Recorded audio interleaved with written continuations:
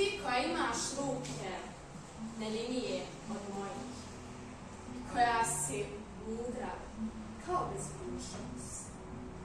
Ti koja umiješ s njegova čela čitati bolje od mene njegovu snoć i koja otklanjaš spore sinke kolebanja s njegova lica, kao što proljetni vjetar otklanja sjene oblaka koji plove na more.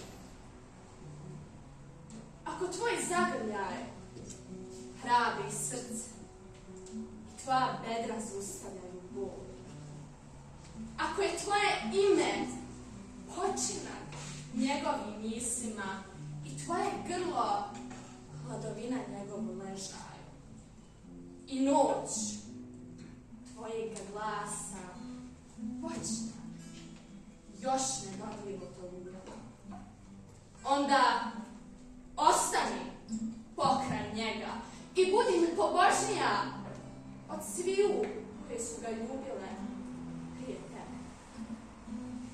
Boj se jeka što se približuju nedužno posteljama ljubavi i blaga budi njegovom snu pod nevidljivom planinom na rubu mora koji kući. Šeći njegovim žalom. Neka te susreću ožalošćeni pliskavice. Tumaraj njegovom šumom. Prijezni gušteri neće ti učiniti zla. I žedne zmije koje ja ukrotih pred tobom biti će umrzni. Neka ti pjevaju ptice koje ja ugrijah u noćima oštrih mazura. I neka te miluje dječak koje ga zaštiti od uhoda na pustu drugu. Neka ti miriše cvijeće koje ja zalijeva svojim suzama. Ja ne dočekah nadešće doba tvoje muškosti.